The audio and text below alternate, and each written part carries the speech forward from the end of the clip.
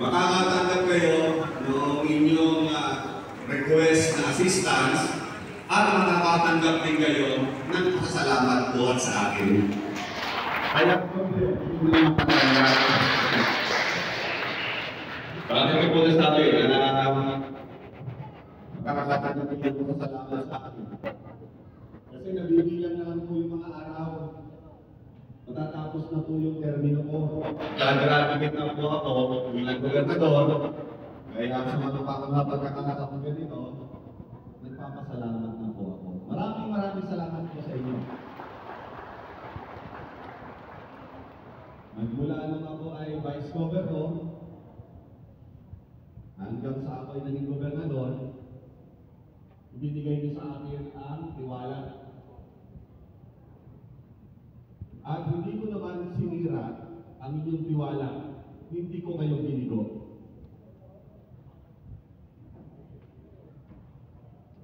Sasamahan ko ng kaunting report yung aking pasasalamat. Ano ba ang kalagayan ng ating probinsya? Maiksi lang po. Mas maayos po ang ating pamahalaang panglalawigan ngayon kumpara sa dinatnan ko doon. Yun ang pinakawod. Bigyan ko lang ng konting detalye. Ang pondo ng probinsya na dinatnan ko, 4 bilyon. Isang taon. Ang liit lang ng 4 bilyon isang taon dahil ang laki ng Laguna. Katumbas lang yung pondo yun ng pondo ng ibang city mayor. Kagaya ng Calamba o Santa Rosa man. Kaya hindi maganda. Gobernador ako, buong Laguna ang sakop ko, tapos ang pondo, katulad lang ng pondo ng city mayor. Kaya ang sakop niya, isang syudad lang. Ano gagawin natin? Kahit tayo magkatalon, kahit tayo mag-iiyak, hindi lalaki yung pondo. Dapat ayusin ang pamamahala. Ilagay sa tama ang pera. Huwag sayangin. Ayusin ang gastos. Ayusin yung pwede pagkuhanan ng income. Tamang pamamahala. Yun ang ginawa natin. So magkano ngayon ang pondo na iiwanan mo? Kung ang dinatnan mo ay 4 bilyon isang taon, ang aming iiwanan mahigit 7 bilyon isang taon.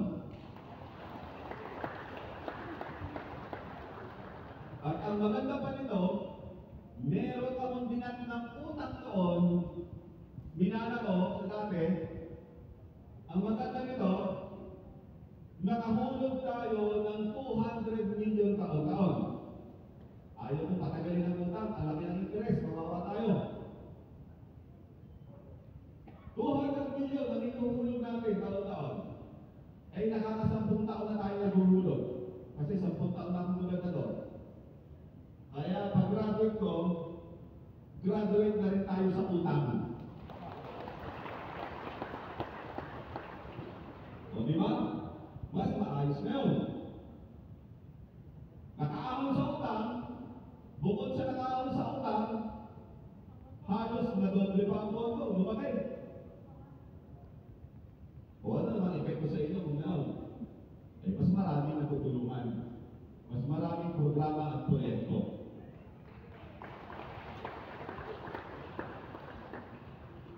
Kapag matatag, maayos ang provincial government, mas pinapasok tayo ng mga investors. Kasi kapag maayos ang probinsya, mas nakakain ganyo yun.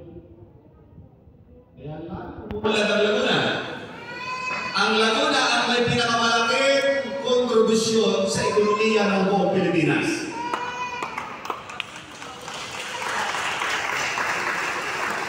Nagugutom na yata yung bata.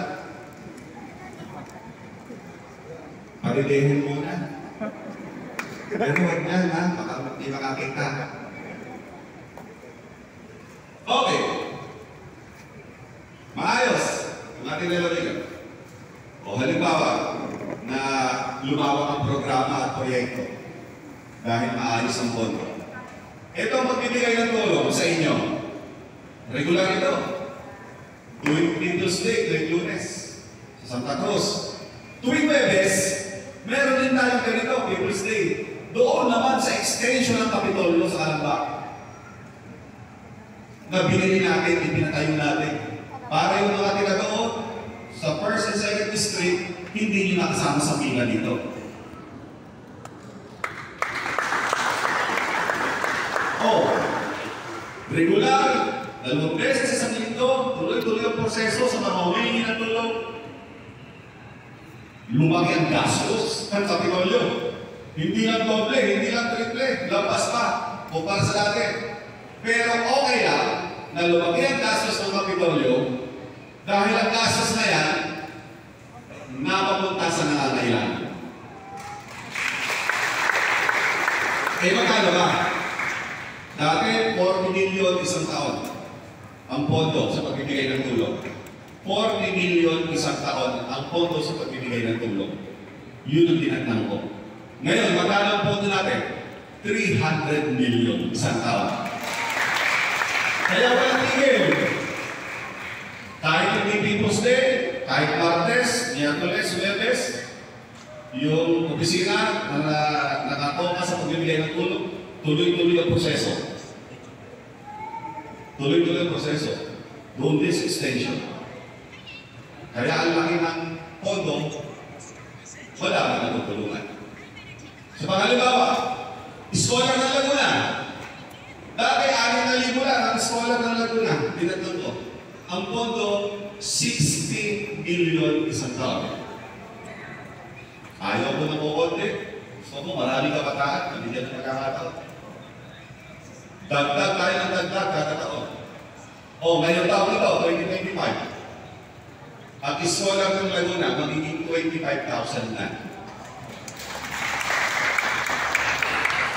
Ang pondo ng scholar ng Laguna, dati, 60 million isang taon. Ang pondo ngayon, 300 million isang taon. Bukod sa katagdagan ng scholar, dadagdagan na rin natin ang allowance.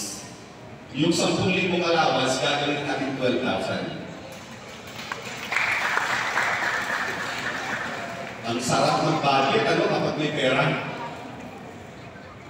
Pero yung pera, hindi yan basta bumabagsak o dumarating.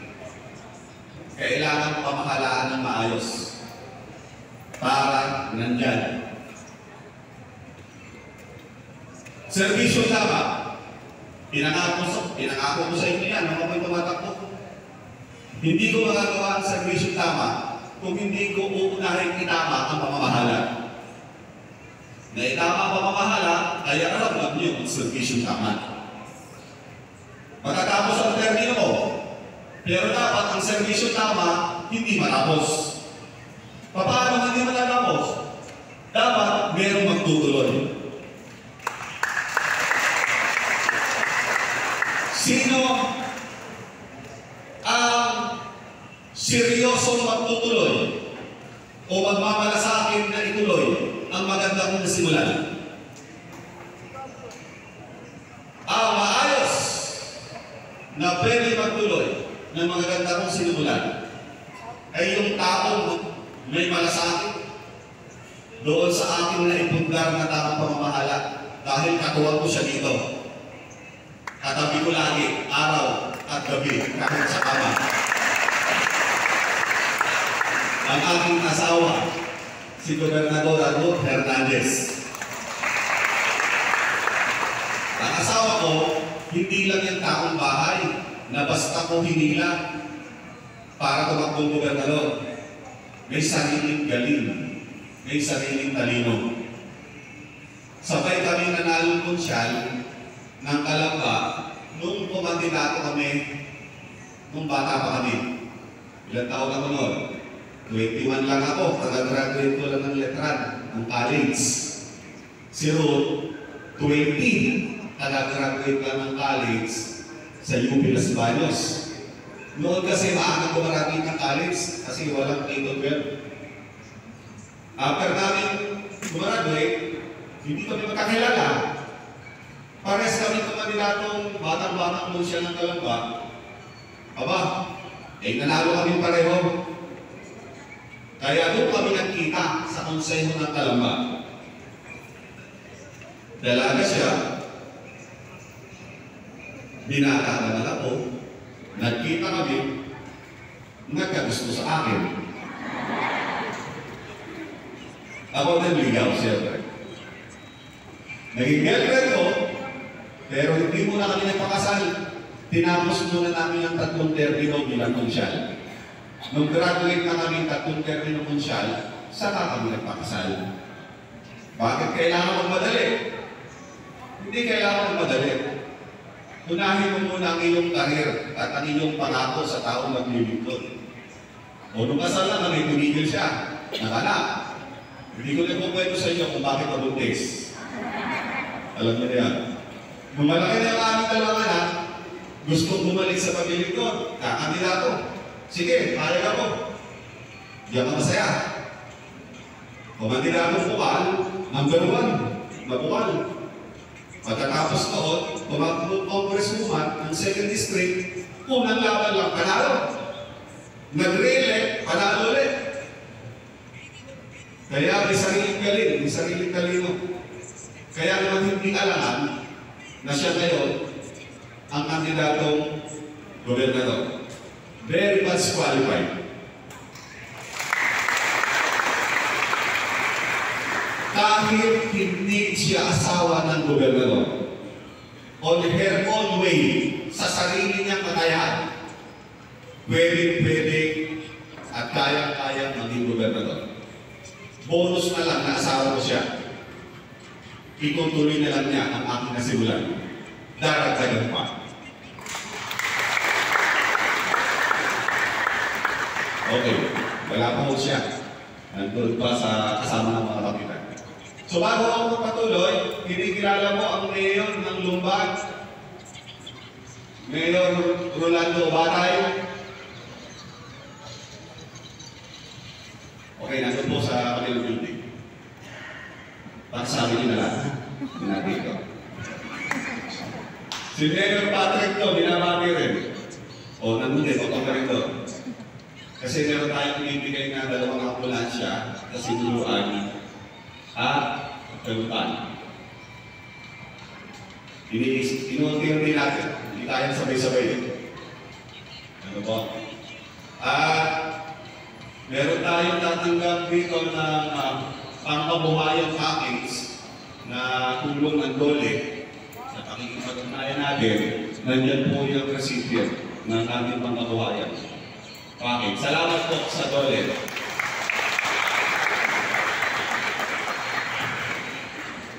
Okay.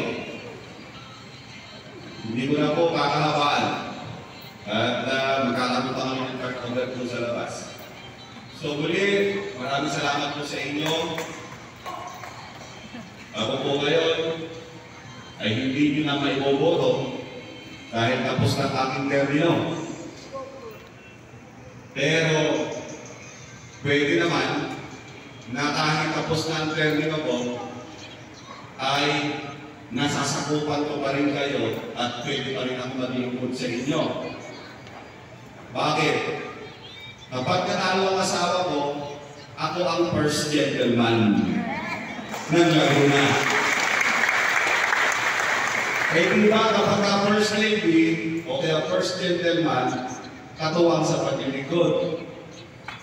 Kaya makikita niyo pa rin ako na naglilingkod, bumupunta sa iba't ibang tabo ng Laguna, kahit tapos na ang termino ko, kung papalaring maging gobernador at asawa ko, tutulungan ko siya.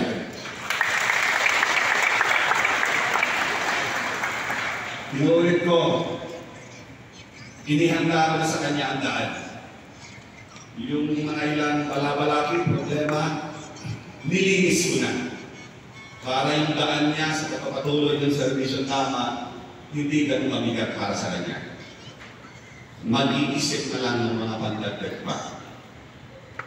Sa tulong niyo pong lahat, sa inyong tiwala, inuulit ko, tuloy-tuloy ang serbisyong tama at tamang pamamahala sa Laguna. Maraming salamat po. Hindi po, talagang ako lang yung Governor Rocky Duterte.